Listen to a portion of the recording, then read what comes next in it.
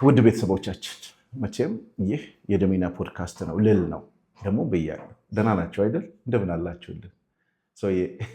ዛሬስ ምን ይዘሽ መጣሽ? መቼም አያልቅብንም። ይሄ ማለቂያ የሌለው ርዕስ ስለሆነ እና ደግሞ ሴንሲቲቭ ስለሆነ ጥያቄዎችሽን በነገራችን ላይ በጣም ወዳቸዋለሁ አይደል?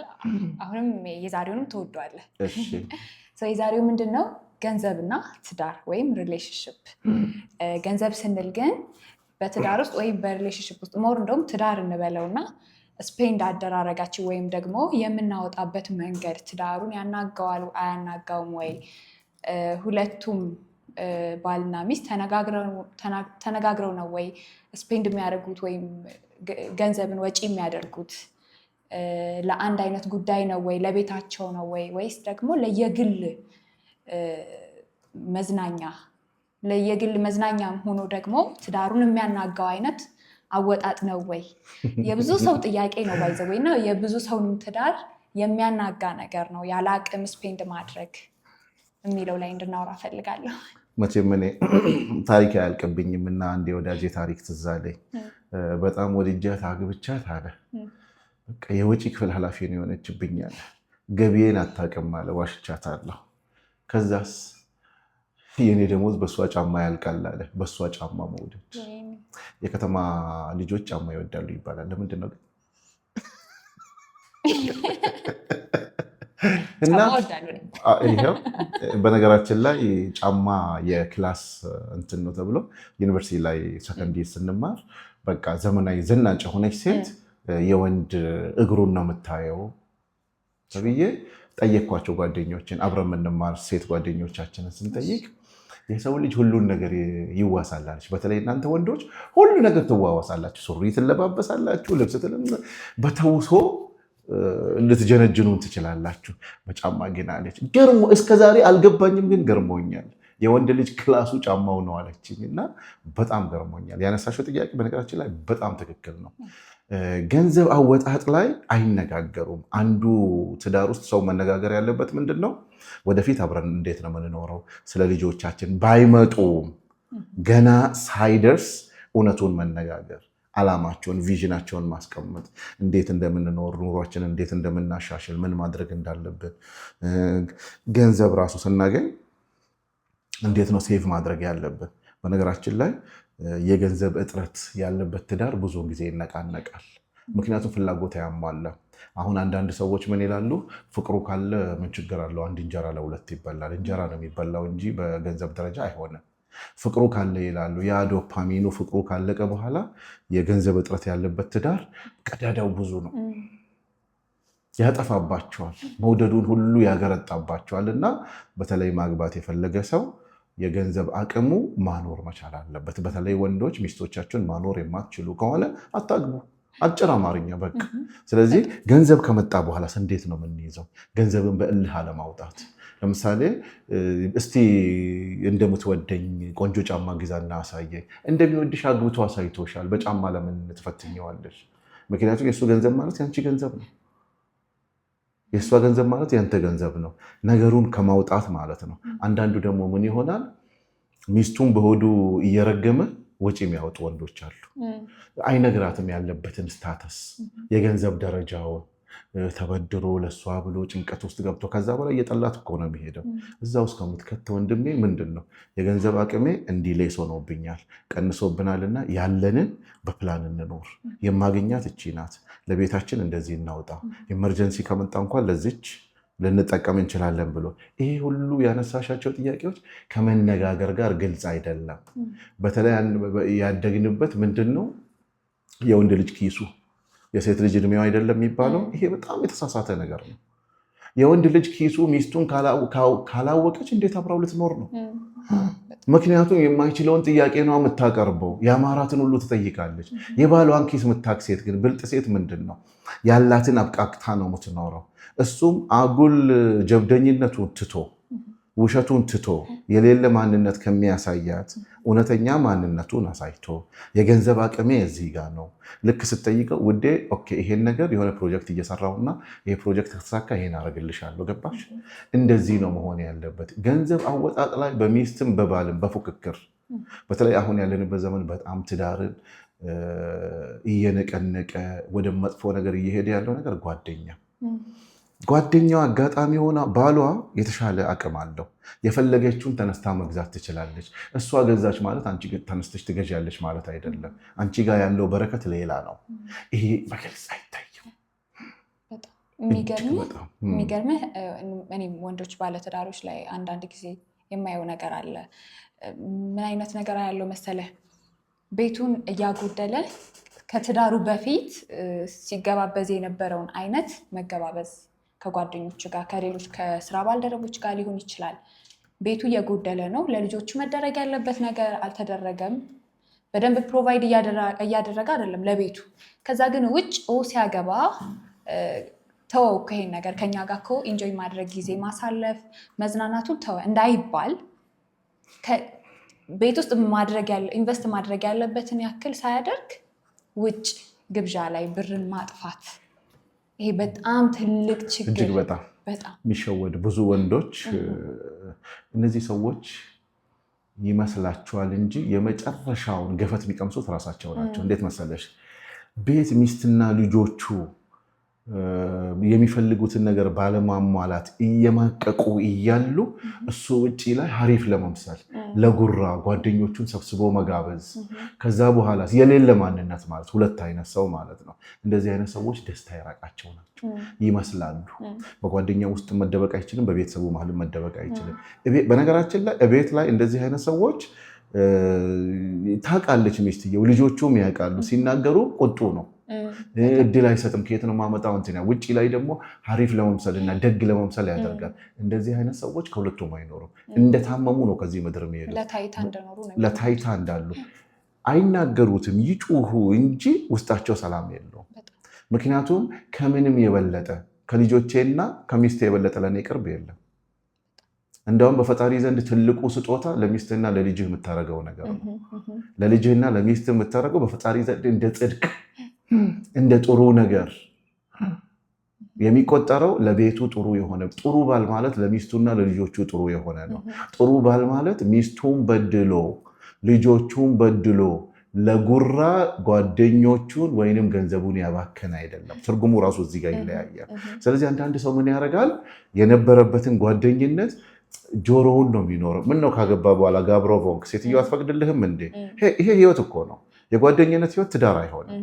ጓደኝነት ነው። ቅድሚያ መሰጠት ያለበት ግን ለትዳርና ለልጆቹ ነው። የሚያገኘውን ገንዘብ ምን ሊያደርግበት ነው? መልካም ሰው ሊያስብለው የሚችለውም ደግሞ ወጥቶ እነሱ ጋር ጓደኞቹ ጋር አላስፈላጊ ብር ስላጠፋም አይደለም። በቤቱ ለቤቱ በነገራችን ላይ ያሙታል እኮ እሱ ጆሮ ለባለቤቱ ባዳ ነው እንጂ አያሙትም እንጂ። ለምሳሌ የልጆቹ ጉስቅልና ፊታቸው ላይ ይታያል፣ አለባበሳቸው ላይ ይታያል፣ የሚኖረው ቤት ያሳያል። በነገራችን ላይ የወላችሁ ሄት ፓስፖርት ናት፣ ትታያለች እንደ ፊት። ከዛ በኋላስ ሚስቱን እየበደለ እነሱን እየጋበዛቸው ልጆቹን እየበደለ እነሱ ላይ ወጪ እያወጣ ከነሱ ክብር የለው። በጣም የሚያሳዝነው። በሱ ቤት ግን በቃ የበላይ የሆነ ይመስላል። ሊያጃጅሉት መጫወቻ ሊያደርጉት ይጠቀሙበታል። በሌላ በኩል ፕሌስ እንደዚህ አይነት ጓደኞች ሰርክል ኦፍ ኢንፍሉዌንሳችሁ ውስጥ ካለ ራሱ እባካችሁ ነግበኔ ነው። እናንተ ይሄን ሰው ከትዳር ውስጥ ጎትታችሁ፣ በተለይ የሰው ልጅ የለመደውን ነገር ለመተው ይቸግረዋል። ምክንያቱም የሚኖረው ከልቸር አለ፣ ሀቢት አለ። እነዚህ ነገሮች ደግሞ ቶሎ አይለቁም። ለምሳሌ ብዙ ጊዜ ጓደኞች ላለፉት 15-20 ዓመት አብረው ኖረዋል። ሳይቀጣጠሩ ይገናኛሉ። ሲገናኙ ግን ከመሃላችሁ አንድ ወንድማችሁ ካገባ ወይም አንድ እህትሽ ካገባሽ ባለትዳር አይደለሽም፣ ወደ ቤትሽ ሂጂ ተባባሉ። ይሄ የትልቅነት ምልክት ነው። ሊያመሽ ከእናንተ ጋር ሲፈልግ ነው አንተ ገና ነህ እኮ ሂድ ወደ ቤተሰብህ። ምክንያቱም የጥሩ ጓደኛ መገለጫ ለጓደኛው ሚስትና ልጆቹ ያሰበ ነው እንጂ ገንዘብን የትም እንዲያፈስ ነው። በሌላ በኩል እንዳውም የገንዘብ ጉዳይ ከተገኘ አንዳንድ ጊዜ ምንድን ነው ከሚስቱ ጋር እየኖረ እንደ ጠላት ገንዘብን ይደብቃታል። በጣም ከባድ፣ ከየት እንደመጣብን አላውቅም። ሚስትህን ገቢህን ካሳያት ትንቅሃለች የሚሉ ሰዎች እኔ አውቃለሁ። የምትፈልገውን አድርግላት እንጂ አታሳያት የሚሉት እንደዚህ አይነት ነገር በተለያየ ፕሮግራም ላይ ተናግሬው ይሆናል። በደግሞም ቀረ አይልም። በጣም ሀብታም ነው። ብዙ ልጆቹ በጣም በቃ እያቀማጠለ የሚያኖር በሾፌር የሚሄዱ መኪና ያላቸው ምን ያላቸው የአባታቸውን ሀብት አያውቁት። ሚስትየውም የባሏን ሀብት አታውቅም። ሰደንሊ በመኪና አደጋ ሞተ። ብሩ የት እንዳለ አያውቅም። ቀጥታ ልጆቹ በቃ ማመን ያቃታቸው፣ በፈጣሪ ዘንድም የተወገዘ በምድር ላይም ደግሞ እየረገሙት ነው የሚኖሩት። ስለዚህ እንደዚህ አይነት ነገር የሞት መምጫው ሰዓቱ ስለማይታወቅ ከምንም በላይ ደግሞ ቅርባችን ሞት ናት። ብብት ስር ይዘን የምንሄደው ሞትን ነው። ስለዚህ በተለይ ቤተሰብ ላይ መበደልን፣ ማሸሽን፣ በሚስጥር ማስቀመጥ ምን ዋስትና አለ? ከዛች ሰዓት በኋላ ከባለቤት ደብቀ ከልጆች ደብቀ አለመሞት ዋስትና አለ? ስለዚህ እነዚህ ነገሮች በጣም መስተካከል አለበት። ሁለተኛ ደግሞ ሌላው ምንድነው? እውነት ነው የሴት ገንዘብ የሚባል ደግሞ አለ። ገንዘብሽ አንቺ የምታገኘው ገንዘብ ባልሽን ጠላት የሚያደርግብሽ ከሆነ ለልጆችሽ የማይጠቅምሽ ከሆነ እየኖርሽ አይደለም። የአንቺ ገንዘብ መኖር ህይወትሽን የህሊና ሰላም የማይሰጥሽ ከሆነ ገንዘቡ የኔ ነው አንተ የለህም ብለሽ አለማግባት ነው እንጂ ካገባሽ በኋላ የባልሽን ሰላም መንሳት ለጊዜው ሊመስልሽ ይችላል እንጂ አንቺ መጨረሻ ሰላም አታገኝ። ስለዚህ እነዚህ ነገር የገንዘብ ጥያቄ አንዱ በትዳር ውስጥ ከፍተኛው ነገር የገንዘብ እጦት ለትዳር ጸር ነው። የገንዘብ መብዛትም እንደዛው ጸር ነው። አጠቃቀም ይፈልጋል። ማጣት ማግኘቱ አይደለም። የሰው ልጅ ያጣል ያገኛል። ማጣት ማግኘቱ አይደለም። እንዴት ነው የምንጠቀምበት? አምነህ ወደ ህይወቱ እናት አባቷን ጥላ አንተ ጋር ከመጣች በኋላ ምን አይነት እምነት ነው የምትፈልገው? እናት አባትህን ጥለህ መተህ ምንድነው ከዚህ በላይ ምን አለ? ለምንድን ነው የምታሸሸው? አንዴ በአክስት፣ አንዴ በጓደኛ፣ አንዴ በእናት። በጣም የተሳሳቱ ሊስተካከሉ የሚገቡ ባህሎቻችን ናቸው እነዚህ እና ያነሳሻቸው ጥያቄዎች በጣም የሚገርሙ ናቸው። ገንዘብ አጠቃቀም ደግሞ እባካችሁ የአጋራችሁን የትዳር አጋራችሁን የገንዘብ አቅም እወቁ። በተለይ እህቶቼ እንደ ቤትሽ እንጂ እንደ ጓደኛሽ አለባበስ አትኖሪ። እንዴት አድርጎ እንደሚያመጣ ይወድሻል፣ ያከብርሻል። አንዳንድ ቤት እንደውም ይፈራሻል። በግልጽ ብንናገረው ማለት ነው። ስለሚፈራት ተበድሮ ያመጣል። ለኑሮ ከሚያስፈልገው ነገር ውጪ ለቅንጦት ያወጣል። ለቅንጦት ማውጣቱ ነው ወይስ በሰላም እየኖራችሁ እያደጋችሁ ብትሄድ? ብዙ ጊዜ ሴቶች ላይ እዚህ ጋር ጠንከራ ያረኩት ለምንድን ነው? የወንድ ጥያቄ አይደለም ይሄ። ግን እህቶቻችን በነገራችን ላይ ጥፋቱ የሴቶች አይደለም፣ እዚህ ላይ የወንዱ ነው። የሌለ ማንነት ያሳያታል። ወዳታለሁ ብሎ እየረገምካት አትውደዳት። ማድረግ የምትችለውን ንገራት። እውነተኛ ማንነትን አሳያት። በቃ እንደዚህ ይዘህ ኤክስሬውን የባል ኤክስሬውን ሚስት በደንብ ማየት አለባት። በደንብ አድርጋ የሚስትን ኤክስሬ ባል በደንብ ማየት አለበት። ስለዚህ ምንድነው በግልጽ ተነጋገሩ የገንዘብ ጉዳይ ላይ። አንዳንድ ጊዜ ምን ይላሉ? ባልየው ትምህርት ቤት መክፈል የሚችል ብዙ ኬዞች ናቸው እንግዲህ ስናወራ፣ ምክንያቱም ብዙ ሰው ስለምናገኝ ልጄ እንዲህ አይነት ትምህርት ቤት መማር አለበት፣ የእንትና ልጅ እኮ ጎበዝ የሆነችው ወይንም የሆነው እንትና ትምህርት ቤት ስለሚማር። እንግሊዝኛ እንዴት እንደሚያወሩ የእንትና ልጆች አይተሻል? እንግሊዝኛ ማውራት የእውቀት መጨረሻ አይደለም። በዚህ የተጣሉ ቤተሰብ ስለማቅ፣ ምክንያቱም ለእሱ አደጋ ነው። እዛ አድርሶ ማስተማር አይችልም። እንዴት ያቅታል? ከአቅማቸው በላይ ከአቅም በላይ የሆነ ጥያቄ ፕሊስ አትጠይቁ። ጉራ እኮ ነው፣ በጣም ጉራ። ይገርማል እኮ የሰው ልጅ እኮ አንዳንድ ጊዜ ለጉራ እኮ ነው የምንኖረው።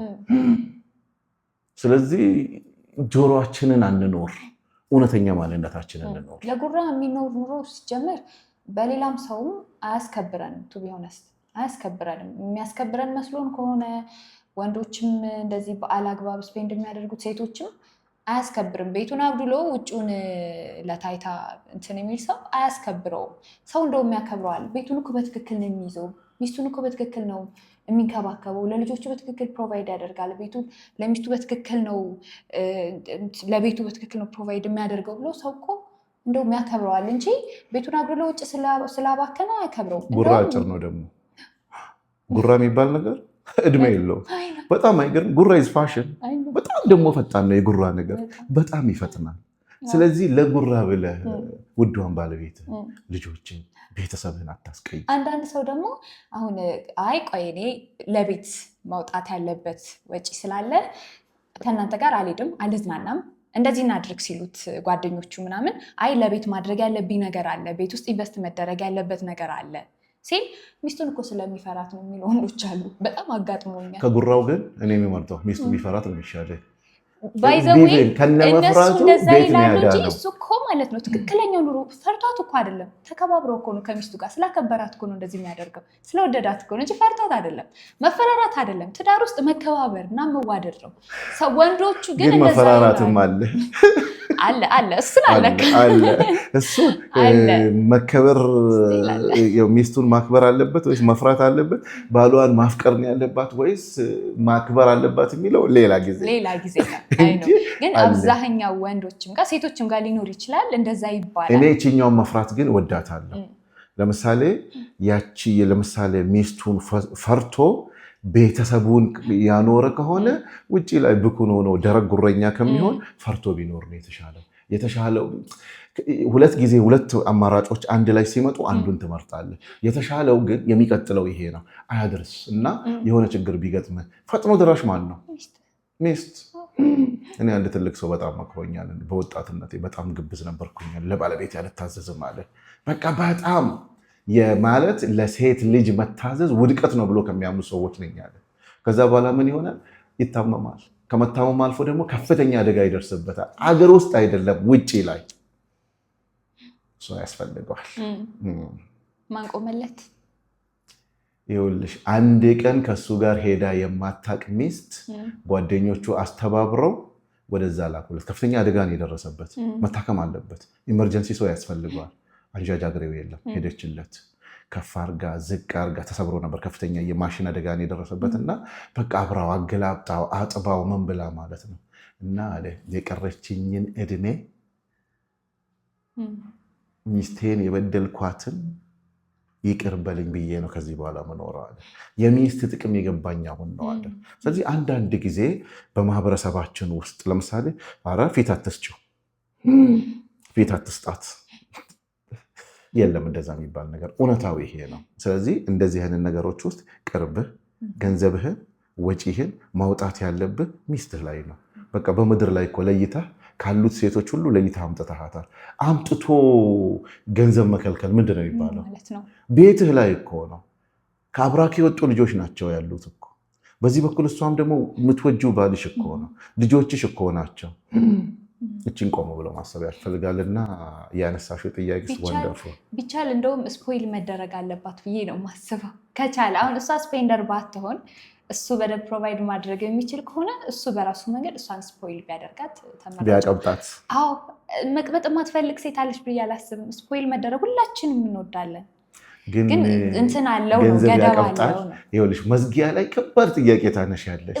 እንዴት አድርገው ነው የሚያቀብጣት? ለምሳሌ ምን የሚደረጉ እንደ አሁን ዓለማችን ላይ የምናደርጋቸው የምንገዛቸው ሁሉም ነገር በገንዘብ አይደለም የሚሆነው።